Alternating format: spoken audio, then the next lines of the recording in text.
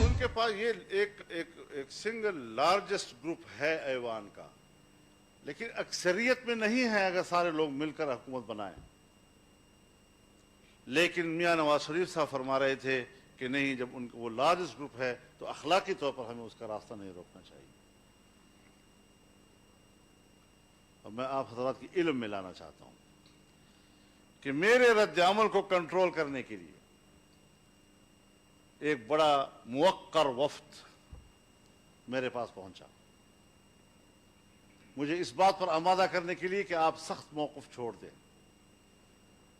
آپ نرم موقف کی طرف چلے جائیں، اعتدال کی طرف چلے جائیں۔ لیکن جب وہ مجھے مطمئن نہیں کر سکے تو انہوں نے پہلے میرے موقف کی تائید کی، اور جب انہوں نے خود اس بات کا اظہار کیا کہ ہم نے یہ صوبہ اس لیے ان کے حوالے کیا ہے، یہ نہیں کہ قوم نے منتخب کیا ہے، ہم نے یہ صوبہ اس لیے ان کے حوالے کیا ہے کہ پشتون بیلٹ میں مذہب کی جڑیں گہری ہیں، اور مذہب کی ان گہری جڑوں کو اکھاڑنے کے لیے اس سے بہتر مناسب آدمی ہمارے پاس اور نہیں تھا۔ اور ہم نے این جی اوز کے ذریعے سے 15 سال محنت کی ہے ایسی فضا بنانے کے لیے۔ آپ بتائیں جی ہم کہاں کھڑے ہیں جی؟ پاکستان میں، پاکستان کے لوگ مسلمان ہیں، یہاں ایک بڑا مضبوط قسم کا مذہبی فکر کا طبقہ موجود ہے، وہ بھی پاکستانی ہیں، ان کی بھی احساسات ہیں۔ اگر ہم ان کے کاز کی بات کرتے ہیں تو جلدی سے کہہ دیا جاتا ہے مولوی صاحب پھر مذہبی کارڈ استعمال کر رہا ہے۔ اگر ایک قوم پرست اپنی قومیت کا کارڈ استعمال کر سکتا ہے تو میں بھی پھر مذہب کا کارڈ استعمال کر سکتا ہوں، یہ میرا حق بنتا ہے، مجھے کوئی شرمندگی نہیں اس کے اوپر۔ میں پاکستانی ہوں، آئین میں جس کو تحفظ حاصل ہے، اور جب اس کو خطرہ ہوگا تو اگر جمہوریت کو خطرہ ہے اور میں فرنٹ لائن پہ لڑتا ہوں تو پھر اگر اسلام کو خطرہ ہوگا تو فرنٹ لائن پہ لڑیں گے۔ اس پر کسی کو آر نہ دلایا جائے۔ تو اس حوالے سے صورتحال یہ ہے، ہم نے آپ کے ساتھ مل کر متفقہ موقف لیا ہے کہ ہمیں شریعت چاہیے لیکن بندوق کے زور سے نہیں۔ آپ کے ساتھ کھڑے، آئین کے ساتھ کھڑے، پارلیمنٹ کے ساتھ کھڑے، لیکن مجھے بتایا جائے کہ آج جو اس پارلیمنٹ میں قانون سازی ہو رہی ہے یہ بندوق کے زور سے نہیں ہو رہی۔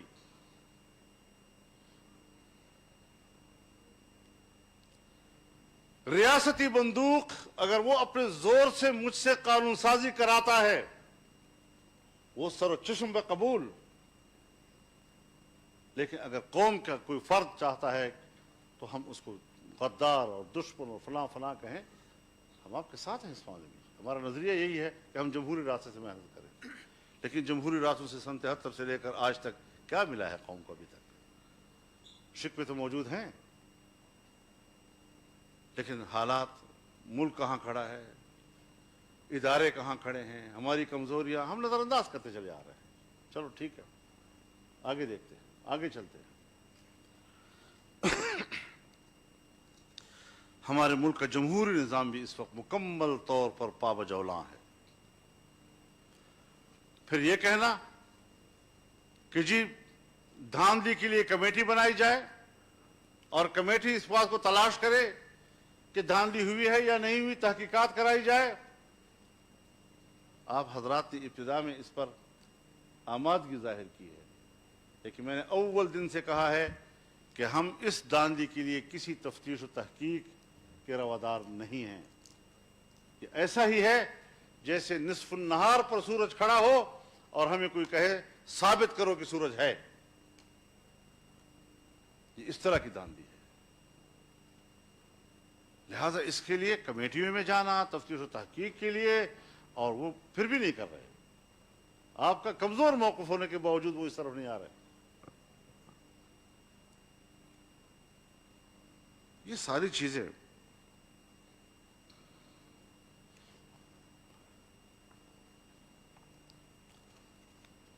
جو آپ نے اپنے وسیع الظرفی کا مظاہرہ کر کے کہا کہ لارجسٹ گروپ ہے اور حکومت بنائے، آج پنجاب میں مسلم لیگ نون لارجسٹ گروپ ہے. کیا یہ فراخ دلی وہاں سے آپ کے پاس آئی؟ کیا انہوں نے آپ کو وہاں حکومت بنانے کا موقع دیا؟ جس طرح پیپلز پارٹی نے سندھ میں کہ ہم تو وہاں حکومت بنا رہے ہیں تو ہمیں حلف سے مت روکیں، تو مسلم لیگ نے بھی یہی کہا تھا کہ ہمیں حلف سے مت روکیں، ہم پنجاب میں حکومت بنا رہے ہیں. تو کیا جواب ملا آپ کو وہاں پر؟ یہ باتیں میں صرف اس لیے عرض کر رہا ہوں، شاید جذبات کو ٹھیس بھی پہنچے ان چیزوں سے کہ فضل الرحمان کیا پرانی باتیں دوبارہ کر رہا ہے، لیکن صرف یاد دلانے کے لیے کہ ہم بہت کچھ کھو چکے ہیں. آج اگر ہم نے فیصلے کرنے ہیں تو پھر بھرپور فیصلے کرنے ہیں. اگر ہم نے کوئی ڈھیلے ڈالے فیصلے کیے، روایتی قسم کے فیصلے کیے، ابھی مارچ آ رہا ہے، اگر مارچ میں سینٹ کا الیکشن ہو جاتا ہے تو پارلیمنٹ کا ایک حصہ ان جعلی لوگوں کے ہاتھ میں آ جائے گا.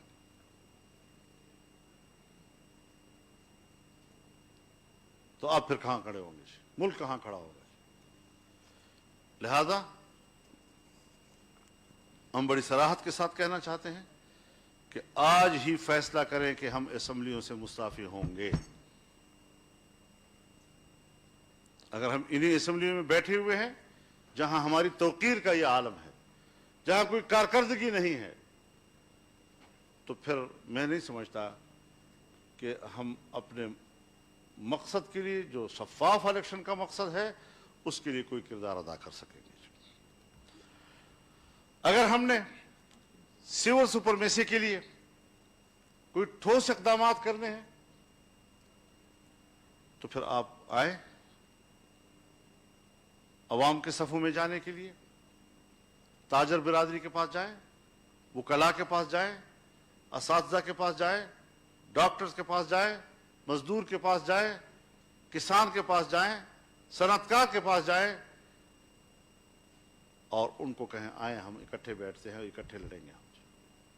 ان کو انوالو کرنا ہے پھر ہم نے، اور بڑی قوت کے ساتھ ہمیں ان کو اپنے صفوں میں لانا ہوگا.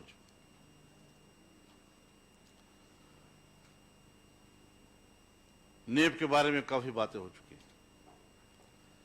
میں میاں نواز شریف صاحب کے خیالات سے بالکل متفق ہوں، لیکن میں ایک بات یاد دلانا چاہتا ہوں کہ جب 18ویں ترمیم کے لیے کمیٹی بنی تھی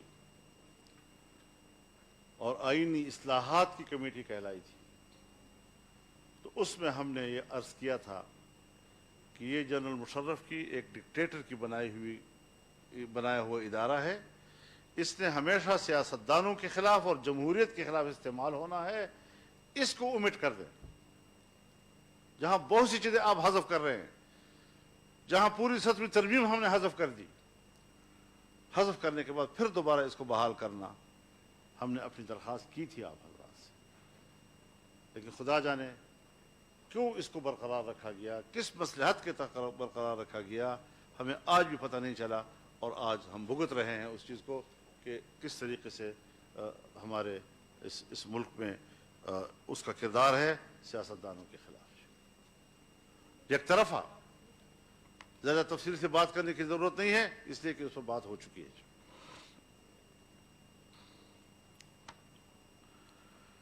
آج آپ اپنی پوری نظام کو دیکھیں. اسمبلی جعلی، آپ کا وزیر اعظم جعلی، سینٹ چیئرمین کے خلاف جو عدم اعتماد ہوا اور وہاں جو کچھ ہوا، میری زبان میں آج چیئرمین سینٹ جعلی. پرسوں ترسوں جو قومی مشترکہ اجلاس میں اقلیت کو اکثریت کہا گیا، شاید وہاں کے ملازمین کو بھی گنا ہوگا انہوں نے اس میں، اور شور شرابہ کے باوجود اس پر بھی ہمیں طے کرنا چاہیے کہ یہ جو گنتی ہوئی ہے یہ غلط ہے، اور پارلیمنٹ کی اکثریت کو اقلیت بنا دیا اور اقلیت کو اکثریت بنا کر پیش کر دیا اور کہا کہ بل پاس ہو گیا. تو اب تو قومی اسمبلی کا اسپیکر بھی مجھے جعلی لگتا ہے. اب جب پورا پارلیمنٹ بھی جعلی ہو جائے، اس کا حکمران بھی جعلی ہو جائے، پھر کس لیے بیٹھے ہوئے ہیں ہم وہاں پر؟ یہ سب ڈرامے ہوئے ہیں وہاں پر.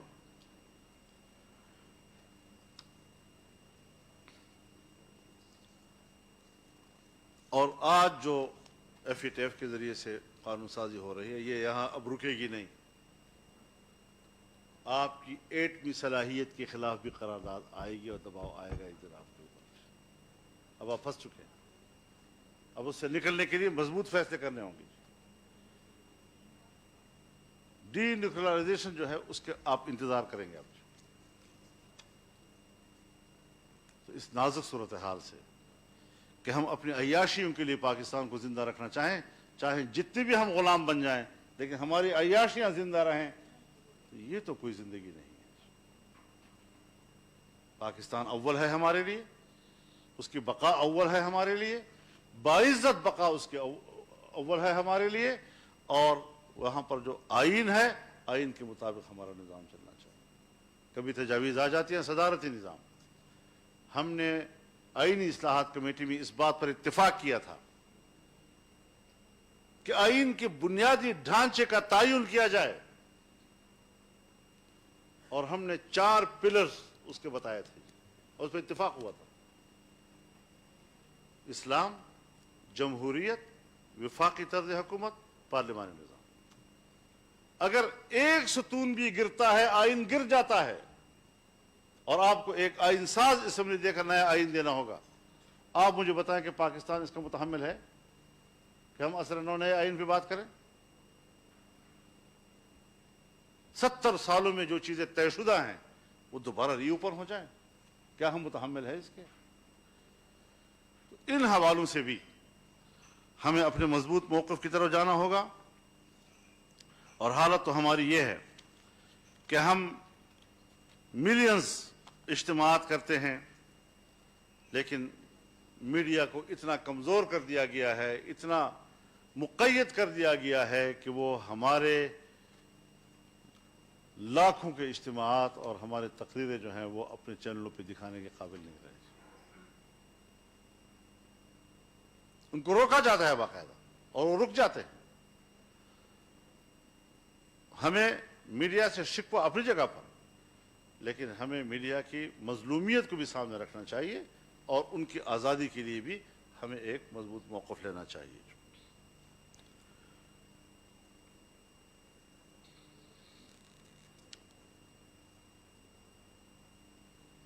پاکستان بڑی ہمت کے ساتھ میگا پروجیکٹس کی طرف جا رہا تھا. سی پیک منصوبہ, پاور جنریشن کا مسئلہ, اور بہت سے منصوبے پاکستان کے سامنے تھے. معدنی ذخائر کی طرف جانا, اس کو پاکستان کے لیے استعمال میں لانا, لیکن آج سب کچھ رک گیا ہے. اور مجھے ایک سفارتکار نے بتایا, باہر کے سفیر نے, کہ جب ہم نے ان سے پوچھا کہ آپ یہ کیا کر رہے ہیں تو انہوں نے کہا کہ پاکستان اور پاکستانی قوم میگا پروجیکٹس کی متحمل نہیں ہے, لہذا ہمیں مائکرو لیول پر اور ہمیں میڈیم لیول پر سر نو نئے منصوبے شروع کریں گے. تو پھر انڈے اور مرغی اور کٹے اور یہاں سے شروع ہوئے, اور یہ پالیسیاں آج ہماری اسٹیٹ کی پالیسیاں ہیں.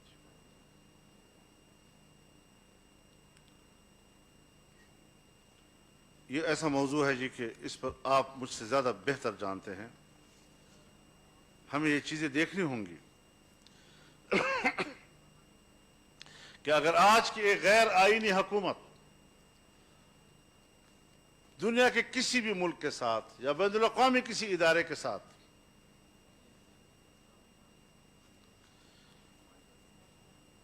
یہ کہتے ہیں جی آپ کی تقریر نہیں جا رہی ہے باہر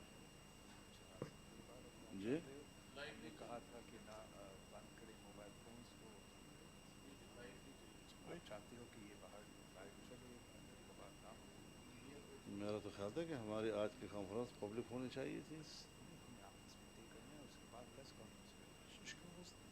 رکنیت صاحب کا صدر صاحب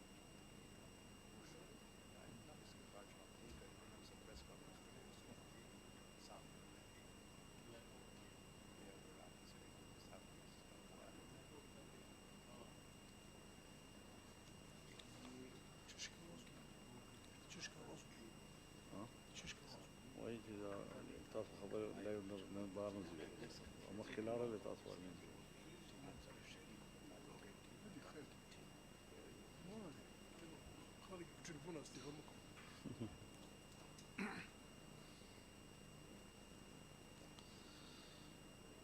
تو اب ایسی صورتحال میں میرے خیال میں حکومت تو ہماری آواز کو پبلک میں لے جانے سے روکتی ہے، لیکن آج اے پی سی نے بھی ہماری تقریر کو باہر جانے سے روک دیا ہے۔ تو ہم پیپلز پارٹی سے اور ان کے منتظمین سے اس پر اپنا احتجاج نوٹ کراتے ہیں جی۔ نامناسب بات ہے جی۔ موبائل کر رہا ہے۔ نہیں موبائل کرے بھی صحیح، لیکن سر ابھی میرے آنے سے پہلے ابھی جب اس لیے میں ان دونوں کو بلا رہا ہوں، میں ابھی آیا اور کہا کہ ہم فونز کو بھی بند کریں گے اور ان دونوں کو بھی بند کریں اور ہم نے سنا گے، کہ اور جے جو یو آئی بعد کی میں ریکویسٹ پریس اور آپ کا ریکویسٹ پہ آپ کا مسٹر جماعت جو آپ کا این ایم اے میں ساتھ ہے، ان کے ریکویسٹ پہ یہ ان کیمرہ ہے اور اس کے بعد پریس ان کانفرنس۔ کیمرہ تو نہیں تھا نا جی، اس سے پہلے سر تو ہمیں جا کہا گیا تھا کہ آپ لوگوں نے ریکویسٹ کی ہے کہ یہ نہیں، ہم نے بند کوئی کریں۔ ریکویسٹ ٹھیک ہے نہیں۔ بی چلو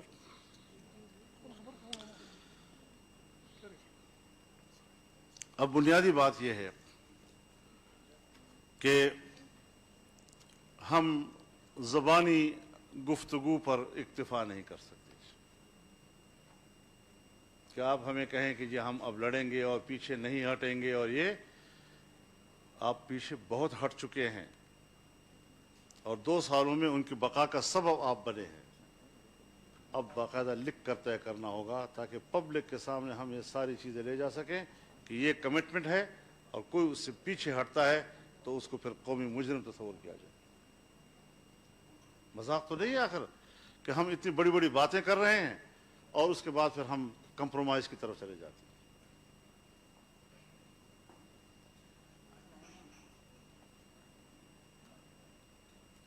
ٹی وی پہ نہیں چل رہا ہے، سوشل میڈیا پہ آپ لائیو ہمارا تو لائیو اگر آپ چاہتے ہو کہ ٹھیک ہے، ٹھیک ہے۔ ہمارا کیمراز آپ کو سوشل میڈیا پہ لائیو کریں، صحیح ہے۔ لیکن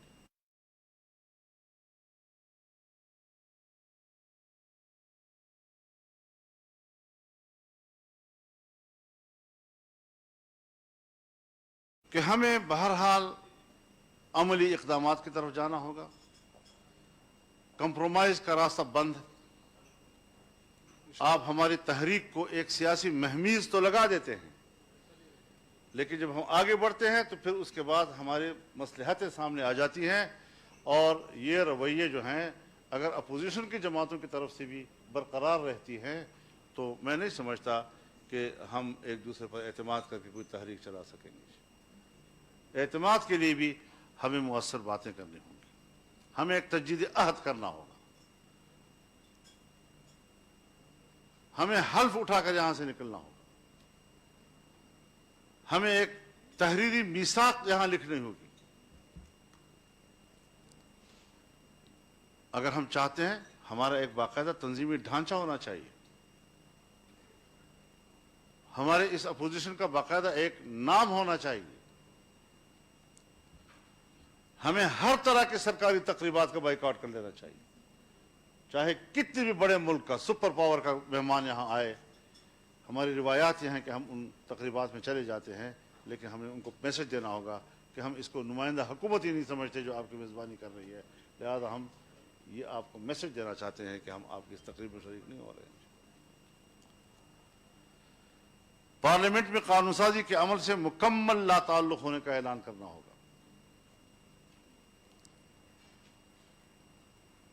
غیر منتخب اور غیر آئینی حکومت کے تمام بین الاقوامی معاہدات سے لا تعلقی کا اعلان کرنا ہوگا۔ آئندہ کوئی بھی حکومت بنی تو اس کی پابند نہیں ہوگی، یہ گورنمنٹ ہی نہیں ہے۔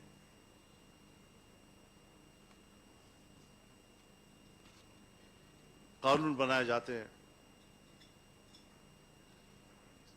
منی لانڈرنگ کے حوالے سے بنائے جاتے ہیں۔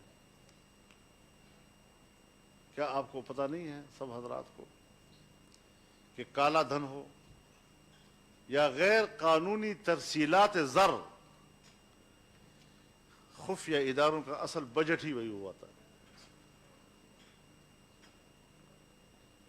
تو پھر جب ہم کہتے ہیں کہ پیسہ دہشت گردوں کے پاس جاتا ہے تو میرے خیال میں اس پیسے کا بھی راستہ بند ہونا چاہیے جو ریاستی دہشت گردی کے خلاف جاتا ہے، کیا حق میں چلا جاتا ہے۔ تو یہ ساری چیزیں ہمارے مد نظر ہونی چاہیے۔ اگر آپ ایک مضبوط فیصلہ کرنے، اسمبلی سے استعفے دینے، سندھ کی صوبائی اسمبلی کو تحلیل کرنے اور ایک بھرپور سیاسی تحریک جس میں کہ پارلیمنٹ کے اندر کے قانون سازی کے عمل سے لا تعلق ہونے کا فیصلہ کر لیتے ہیں تو میرے خیال میں، ورنہ ہم تو آپ کے پیچھے کھنچتے کھنچتے ابھی تک آئے ہیں، آپ کے پیچھے کھنچتے کھنچتے آئے ہیں کہ ہم کچھ فیصلہ کریں تو شاید وہ اتنا مؤثر نہیں ہوگا پھر۔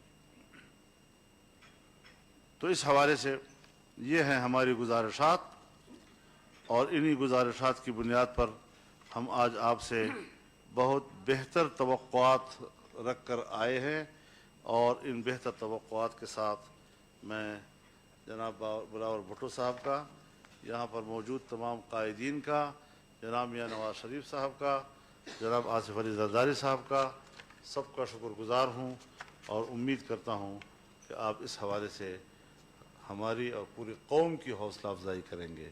وآخر دعوانا الحمدللہ۔ مولانا فضل الرحمان صاحب آپ کا بہت ہی شکریہ، ہمیشہ کی طرح آپ نے پورا جو ہمارے آپشنس ہیں ہمارے سامنے رکھے ہیں۔ I just want to clarify for everybody in the room کہ ہمارا یہ جو دونوں جو کیمراز ہیں یہ چل رہے ہیں، لائیو اسٹریم کر رہے ہیں۔ مولانا صاحب کی تقریر سوشل میڈیا پہ تو جاری ہے، الیکٹرانک میڈیا پہ نہیں تھا۔ Before we continue this conversation, however, I would like to suggest تاکہ ہم ایک فری ماحول میں بات کر سکیں، آپس میں ہم نے مشکل فیصلے لینے ہیں تو وہ مشکل فیصلے لینے کے لیے ہمیں کچھ لوگوں کو منانا پڑے گا، کچھ لوگوں کو سمجھانا پڑے گا، اس کے لیے